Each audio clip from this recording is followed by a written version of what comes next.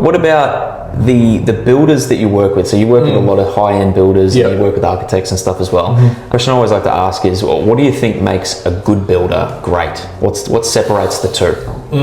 Yeah, I've been very, very lucky to work with a lot of like really good like high-end builders. I think for me, I value organisation, like organisation and systems, and also just trust.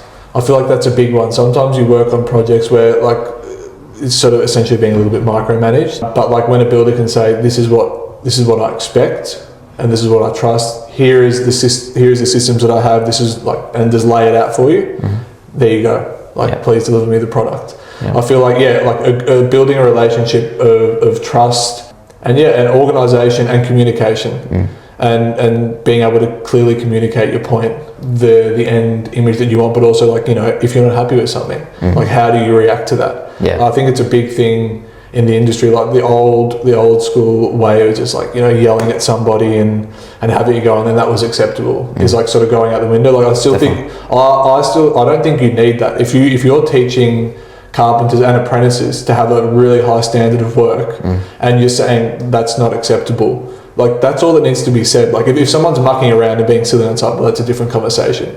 But there's no need to like berate somebody or yell at them, or some of the stuff you see people doing. Like there's just absolutely like no need for that, because you don't learn from a perspective or like a mindset of fear, because when you make a mistake, you're already nervous about the next time. And if you know you've got someone like, oh, you idiot, like why are you doing this? Like, you know, it doesn't breed that. Like the best builders that I've worked for, they accept that you're going to make mistakes. They have high standards, so they hold you accountable for it. But they're like good people. Like they're good. They have good people skills and good communication skills. I think it's a big sign that somebody is.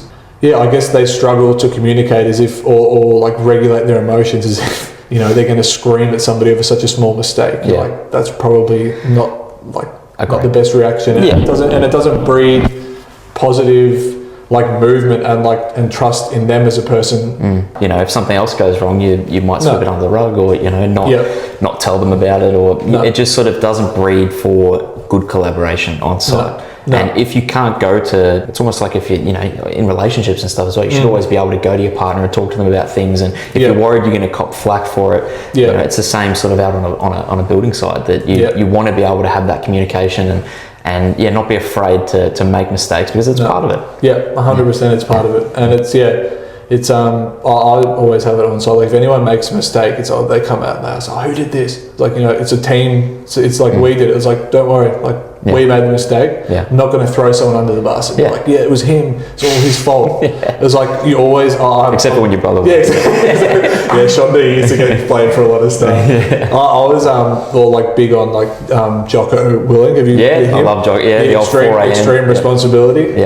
Extreme ownership. Sorry. Good. I love that, and I use that all the time, and I always explain, like, if there's a mistake made, I get to work with working with builders, I get to work with a lot of apprentices and stuff, and if there is a mistake made, like, I'll always say, like that was like us, that wasn't just me, because like they could have made the little thing, but if you've got that mindset of there's always something that I could have done better, that could have foreseen that or like preempted that, then it more becomes a team collective, and then they're thinking like that, well, I know he's not going to throw me under the bus, because and then they're thinking, all right, well, if they see someone else doing something, or another apprentice, they're like, oh, hang on a second, instead of, you know, just letting that person go make the mistake and then having to fix it and saying, oh, that was their fault, you know. I was talking to earlier today, actually, did a podcast with Adrian Gilman, who runs a company called Kingsford Carpentry Services, and he's been in the game like 32 years, and great bloke, very passionate about carpentry itself. And he said an unreal thing about apprentices is that if his apprentice makes a mistake, he still sees it as his mistake. So he won't ever be like, you know, you've done this wrong and this is unacceptable and whatever else. He'll sort of approach it in the fact that if the apprentice makes a mistake, he either hasn't taught him in the right way or communicated in the right way, and it's sort of up to him to make sure that he rectifies it, or at least helps the apprentice to fix whatever problem is in front of him. But he won't ever be like, you know, nah, it was my apprentice that fucked it, you know, and, you know, I'll fix it. It's more, you know, oh, actually I need to teach him more about this, or, you know, so that these issues don't come up in the future. 100%. And I've been on I've been on both ends, and like I've been like on both ends of that, where you've been sort of berated for your mistakes, and then going to a place where it was acceptable to make mistakes, but it was never acceptable to lie about your mistakes. Yeah. So it was front up. What have you done? What's this? How can we fix it? Yeah. And it just creates a culture where no one's like, everyone like is open. Yeah. And that's the thing. Like I feel like some people have it in their mind, and I probably did to start with. It's like, it's never acceptable to like make mistakes. Like once you come out of your apprenticeship, you're a carpenter. It's like, that's it. That's your time you can't make any mistakes.